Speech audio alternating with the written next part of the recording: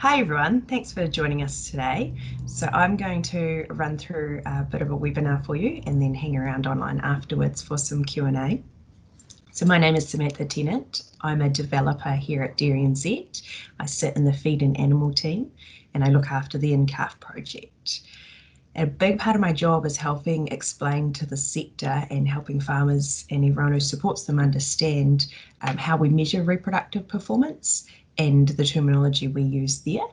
So that's what we're going to run through a bit of today. So what's in it for you guys? So by having some understanding of how to assess repro performance and the importance of good performance, it'll help you when you're interviewing and writing your stories and reporting back on the farmers you're dealing with. So if you're in the know and using that same lingo that the sector understands and that we all try and utilise to measure our KPIs, you'll be up to speed, and I'll give you a good background today of why we use this sort of terminology. So please hold your questions to the end, but definitely there's no such thing as a dumb question, and I'll be here to help you. So our ultimate goal with dairy farming is to have a cow, to get her in calf so that she produces milk. It seems quite simple when we put it like that, but it's a really big thing for farmers to achieve and to achieve really well. And we're putting high demands in our New Zealand pasture-based systems to achieve good performance. But the farmers who do get it, there is a lot of benefit to them to having good repro performance. If they're getting more cows and calf nice and early, there is a likelihood of the increased milk production that they'll see, and more days in milk, which obviously leads to a higher profit, more income. In the climate we're operating in at the moment, having a social license to farm is really important, and good repro performance is a reflection of good management, so it helps feed into that social license for us. And a farm with good repro performance has lots of options. If they've got more cows getting in calf, they can make more decisions themselves around their culling, what they're doing with their genetics. It's a really good space to be and does give them a lot of choice. When we look at New Zealand farming, so I've got a graph here that steps us through the times of the season down the bottom. The orange line is our milk production and the green line is our grass growth. And this is just helping you visualize why we have our seasonal system, why we expect cows to get in calf basically the same time every year. And so why that's important that we're good managers and good at getting them in calf, because we're trying to mimic what that grass growth does. And that's our point of difference here in New Zealand, isn't it? So around the world, they have a lot more feed going in and they operate different systems. But this paints our picture of why that condensed time frame is really important, because we want them to hit the ground, we want them to get going, and then next year we're going to be aiming to achieve the same, about the same time. So if we have a quick look at a dairy cow season, I'm sorry, this is quite basic for some people, but other people may never have encountered this, so we'll just step through it quietly. So we have a cow, and like I said, the top part there, we want her to get in calf basically the same time. So there's 365 days between her conceiving, sorry. So in our 365 days in the year, on average, that cow is pregnant for about 283 around there days. So we've already lost a good chunk of our year. She then calves. There's a bit of a time for recovery, and then she gets back into a bit of practice before she's ready to be receptive to a mating. So ideally, we want all those things to happen before mating even starts. So that's why it's important she calves early in the calving season to give her the most time to recover, get back into practice, and be ready to roll. And if we overlay our season, this is sort of showing us what we're doing at different times of the year. And so you remember they're also dry for a part of that as well. So there's quite a lot going on in such a short time frame when there's only 365 days. Another way to demonstrate that is we have, this is like a clock face, right? So this is 365 days as a circle. So our gestation, which is our pregnancy, is that grey period running for 282 days. Then we get to our first line, our dark blue line. This is our planned start of calving. So I'm going to step you through quietly. So we have a cow here who calves nice and early in that calving period. She's right at the beginning. So she has plenty of time to, if you follow that dark line she's sitting on, plenty of time to get back, get her body recovered, get back into her practice cycling and be ready to go before that light blue line of our planned start of mating. So she's got a really good chance. Our next cow is in this light blue group. Now she's calved a little bit later, but we're not panicking because we still do have plenty of time for her to get going before we start mating. But you can see that blue, where that blue line's tracking, we're already getting into the planned start of mating before she's sort of ready to roll on that second cycle. And if we get over to this cow, that later one, we're really starting to run out of time before she's having her practice cycle and getting cycling ready to be receptive. And our late girl, she's really running out of time. So she might have had her second cycle while we're well into mating. And if a farmer was doing, say, AI when she's finally getting going, maybe they might have missed her with their heat detection and we've really impaired our chances. So this is just showing us that that early cow has the most time, the most chance of getting back in calf nice and early the following year because she's ready to roll before mating starts. So the earlier the cow calves, the more chances she has to get back in calf. So this is just showing us that we are really racing time in our seasonal system, in our 365 days, to get those cows calved, ready to roll before we start mating, and then we're going to do it all again. It's just a continuous cycle. So when we talk repro performance, we use our figure 6-week in calf rate. So by definition, this is the percentage of cows that became pregnant in the first 6 weeks of mating. And it's our best measure of overall herd repro performance. In New Zealand, we have a target of 78% being in calf in those first 6 weeks. But our current national average performance is sitting at 67.8%. So this is a reason why it's really important for you guys as well to be a part of that communication to farmers and the sector around pushing that our 6-week in calf rate is our valuable figure. This is the one we should be using to measure our performance, and we should always be driving to achieve higher performance because there's that gap there. And I'll talk to you a bit more about the benefits of this later. But to achieve our high 6-week in calf rate and our good reproductive performance overall, there are a lot of factors involved. It's not just what happens at mating, it's not just the heat detection. There's actually a lot of different ingredients. So we call it the herd fertility cake, because just like baking a cake, we need to have the right ingredients at the right time in the right amount to achieve the overall performance. So we have all these different ones, and it's really important for farmers and the sector to sort of understand that they all contribute. You can't just sit back and ignore parts of the cake and then hope by the time mating rolls around we're going to get it right. There are no silver bullets. It's little bits here and there, continuous work throughout the whole season that contributes to the good performance.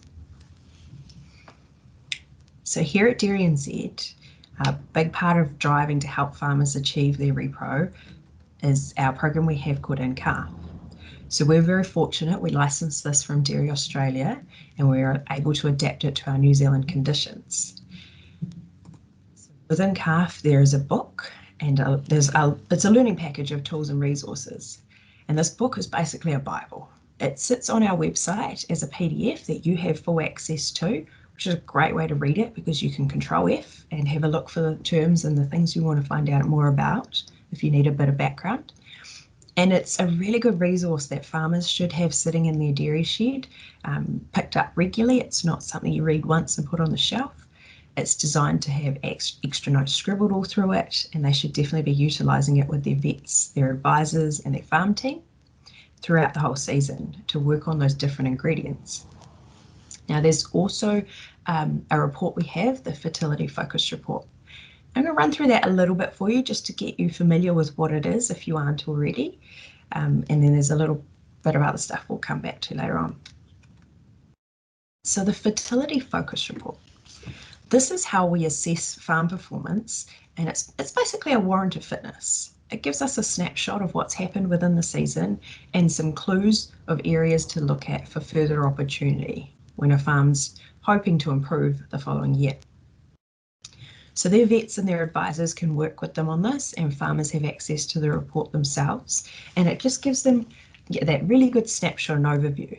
It can't tell you exactly what's going on, but it gives you really good clues of where you can look and further questions to ask. So the way the report works, the farmer enters their data in their recording programs. Their pregnancy test results get entered as well, and the report runs through all these algorithms. So a lot of it goes over my head, but it all happens in the background, and it spits out our report for us. Now, when a cow has her report, with the report, we look at a season under review, a cow that's calved within a specific window. If she's present at the start of mating, we consider her eligible. So the herd we're looking at will have a herd of eligible animals that meet the certain criteria, and that's what the algorithm's calculating in the background. So with our specific cow, the report can only determine two things of her. There are only two outcomes. She either is in calf, because we've told it through the recording program she is in calf, or she is not in calf. That's it. There's only two outcomes. Okay, so remember this. I'll explain it a bit more soon. So if we haven't told the system she's in calf, she's not in calf. Seems pretty simple. So I'll come back. But why do we use 6-week in calf rate? So with the 6-week in calf rate, there are a lot of benefits associated. It's a comparable figure. It's something that we can use to look at different seasons across different farms. There is usually a correlation between good performance at the beginning, so the good 6-week in calf rate, and then how many empty cows we end up with at the other end, which is our not in calf rate. We'll come back to that one too. It's also usually, in most farms, the cows that conceived AB, and it's definitely those cows that became pregnant in the first 6 weeks, so they'll calve nice and early next year. So there's a lot of reasons why this figure is really important. Being comparable is a massive one. So farmers can benchmark themselves against their peers, against the averages and targets, and compare what they're doing each season.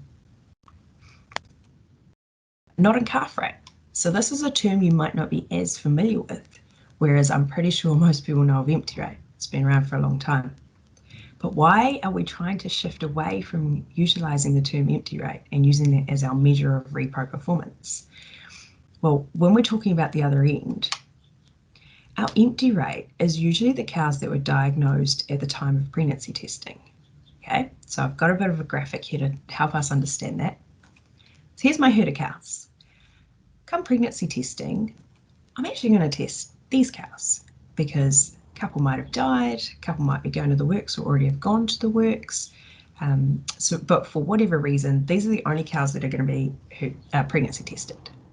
And then of that pregnancy testing, these are the only cows that were confirmed empty. So I've entered in my recording program, the red circle cows were confirmed in calf, and the blue circle cows were confirmed not in calf. But what about those cows that weren't tested? Now remember I told you that there can only be two outcomes. She's either in calf or she's not. So the report isn't smart. It is smart to a point. It only knows the data that you've put in there. So if a cow hasn't been confirmed as pregnant, she is counted as not in calf. So that's including those cows that we recorded as empty, but it also includes the cows that were culled without a pregnancy test, that were recorded as doubtful, or if they're still sitting in the herd without any outcome against them. And in New Zealand, 5% of cows that were eligible every year sit in that last category, that they have no recording against them. So if you haven't told the report or told your recording program that a cow is in calf, it can only assume she's not in calf, can't it? And whatever the truth is behind it, it's still an inefficiency in the farmer's system. Another thing we need to take into account, if we're talking our not in calf rate or our empty rate, we need the context as well. Because how long we mate for, so the longer we mate for, the more cows we get in calf. So the lower our not in calf rate or our empty rate. So that's another thing you really need to think about if you are ever going to talk about that end of mating. So I'm going to always encourage you, please report on and talk about 6-week in calf rates. But if you're going to talk about the other end, make sure you put it in context. How long did they mate for, and what was the rate then? And whether it's the recorded empty rate or the not in calf rate, and because that'll help provide some clarity. If a farmer tells me their empty rate, the first question I ask them was, well, how long did you mate for? Because there's a big difference between mating for 15 weeks and getting 8% and mating for 9 weeks and getting 13%. The person who got 8% might think they're doing better than the person who got 13, but it's not until you put it in context to get a real picture. And so those figures aren't comparable, especially if you're not talking about the same length of time. A reason we use our 6-week in calf rate. So I said earlier we'll talk a bit about the benefits. So what is in it for the farmer? So we kind of categorize the benefits of improved repro performance into the management benefits. So for a lot of them, having a break between calving and mating is a bit of a surreal concept, but it is achievable, and the ones who do it really enjoy it. There's the social elements as well, so their social license to farm and the reflection on the management that's happening in their system. And then of course there's economics. There's always some economics in there, and for different farmers they're all driven for different reasons, but obviously as a sector we look at a lot of these benefits and what it could mean. So economically, if I have an average farm, so Joe and Jane here, with 560 cows, they mated for 10 weeks. Now remember that's reflective upon what their potential not in calf rate would be. So with their average performance and a quick estimate, if they improved to the targets, there's about $58,000 in it for them that they could potentially be earning. So when you put figures like that in front of farmers sometimes, it can get them quite excited. And if you multiply that out across the sector, what it could mean for the whole sector to improve, to lift from average performance to the target, there's a lot of money at stake there. But remember, it's not just about dollars, and that doesn't always drive every farmer. But so my main take-home messages for you, when you are reporting on anything to do with farming around repro performance, please use that 6-week in calf rate. But at a minimum, include the context if you're talking about a not in calf rate or a recorded empty rate. And encourage your farmers to know their numbers. So if they go on a bit of a spin and they're telling you all about how their season's gone and what they've been up to, probe them, ask them, well, what was your 6-week in calf rate? And if they don't know, you can mention to them, well, you can find that on your fertility focus report. Have a chat to your recording providers, your vets, your advisors to find out how to access those sort of numbers.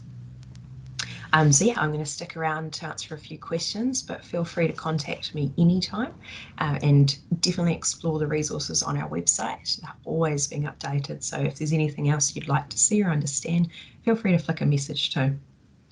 Cool. Thank you.